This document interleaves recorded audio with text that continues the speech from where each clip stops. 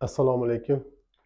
Bugun sizlarga har biri eng kami 3 soat bo'ladigan mavzularimizni arzimagan 3 minut ichida tushuntirishga harakat qilaman. Birinchi holat. Ko'ngilsiz hodisa aynan siz uchun muhim bo'lishi shart. Ko'ngilsiz hodisa bo'lsa biron ko'zi sizga muhim bo'ladigan bo'lsa, tanada tebranish, bo'yningizda, qorningizda, ko'ksingizda, boshingizda qayerdadir tebranish bo'lishi kerak ko'ngilsiz hodisa bo'lganda. Biz ishimizdagi. Va instinkt ishlaydi. Ur, qoch, muzlab qol deb. Yo urishing kerak, yo qochishing kerak, yo muzlab qolishing kerak. Va shu holatda ilojsiz, imkonsiz qolganingizdan keyin o'zingiz haqingizda noto'g'ri xulosa chiqarishni boshlaysiz. Masalan, ijtimoiy kelib chiqishimdan kambag'al, ikkinchi sort, past tabaqali oilalardanman men yoki tana tomonidan past, baland, ojiz, kuchsiz shunga o'xshagan, aqliy tomondan ahmoq, lo'q, keraksiz, qadrsiz, anglov, noto'g'ri o'ylaydi va xuddi shuning uchun fikrlarimiz boshqacha bo'lib qoladi. Misolda o'zini ahmoq deb o'ylaydi. Mana shunaqa holat bo'lganda kimlardir kim urishdi, kimnidir urishdi, shu paytda o'zini ahmoq deb hisob qildi. Ahmoq, lo'q deb o'yladi va voqelikda ahmoq bo'lsam, odamlar meni o'ziga qo'shmay qo'yadi. Xayolan o'ylayapti, o'ziga qo'shmaydi. Ahmoq bo'lmaslik uchun himoya signal kelib keladi. Himoya signallarimiz: qo'rquv, jahl, uyat, zerikish, yolg'izlik, g'am, xafalik, aybdorlik, hafsala pir bo'lishlik, depressiya. Xuddi mana shunday himoya keldi. Qo'rquv signal ahmoq bo'lishdan himoya qilyapti, misol uchun. Ahmoq bo'lmaslikka yondayapti. Xo'p, signal odamlarni uni haydab yuborishdan saqlayapti ekan, demak, mana bu signal.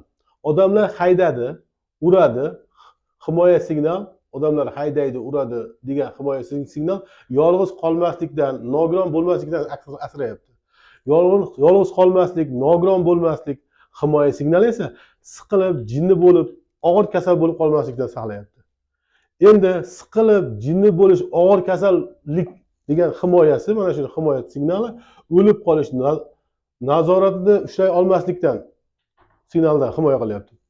O'lim hayolda aslida hayolda u. Rostakam o'limni biz hech kim ko'rmagan. Rostakam o'limni o'ldi deb bilishimiz mumkin. Manaqa seza olmaymiz u narsani. O'lim hayolda, uni rostdan odamga aloqasi yo'q. Rostakam odamga uni aloqasi yo'q. Chunki o'ldim desang o'lib qolmaysan. Hayol qanchalik qo'rqinchli bo'lmasin, xavfsiz.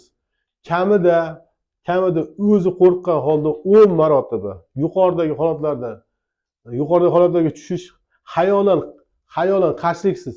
Shunda organizm shuna boshlaydi. Hayol qo'rqinchli bo'lsa ham haqiqiy holatda umuman xavf yo'qligini tushunadi. Anglov transformatsiyasi ishga tushadi va sog'lomlashadi.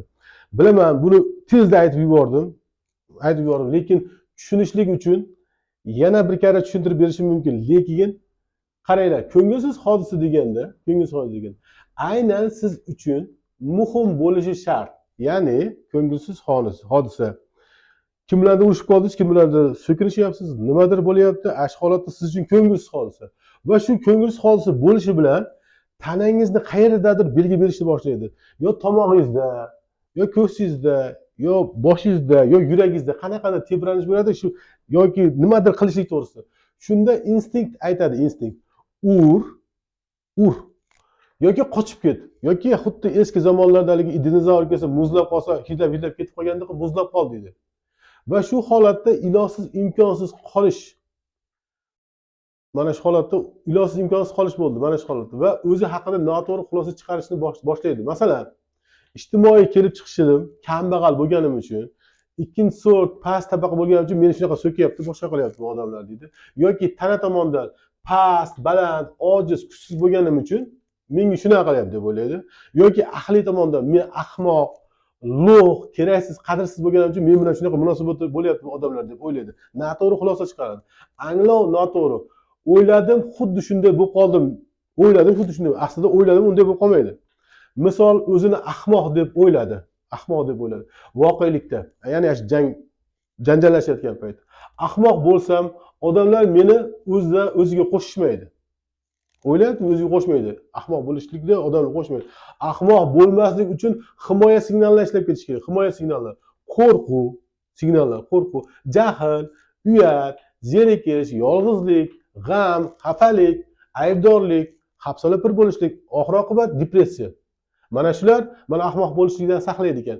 Endi qo'rquv signali ahmoq bo'lishdan himoya qilsa, qo'rquv signali ahmoq bo'lishdan himoya qilayotgan bo'lsa, ahmoq bo'lmaslik himoya signali esa odamlar uni haydashi, urishidan saqlayapti. Odamlar haydaydi, uradi himoya signali. Yolg'iz qolmaslik, nogiron bo'lmaslikdan saqlayapti. Yolg'iz qolmaslik, nogiron bo'lmaslik himoya signali siqilib, jinni bo'lib, og'ir kasal bo'lishdan saqlayapti. Siqilib, jinni bo'lish, og'ir kasal himoya signali esa o'lib qolishdan saqlayapti. O'lim hayolga keladigan bo'lsak, uni rost odamga aloqasi yo'q. Haqiqiy holatda o'ldim desang, o'lib qolmaysan aslida. Endi hayol qanchalik qo'rqinchli bo'lmasin, xavfsiz. Kamida o'zi haqida yuqoridagi holatlar bo'yicha chiqarilgan noto'g'ri xulosasi bo'yicha 10 marta o'lib ko'rsin, anaqa holat ahmoq bo'lib ko'rsin, nimadir bo'lib ko'rsin. Hayoldagi narsa yo'q, rost ekan bo'lsa, shunday bo'ladigan bo'lsa, hech narsa bo'lmayotgan, tana anglashni boshlasa, shunda organizm tushuna boshlaydi. Hayoldan qo'rqishga yer yo'q ekan. Demak, haqiqiy holatimga buni aloqasi yo'q ekan. Anglov keladi va transformatsiya yuzaga keladi va siz shu zahoti sog'lom bo'lishni boshlaysiz. Rahmat sizlarga.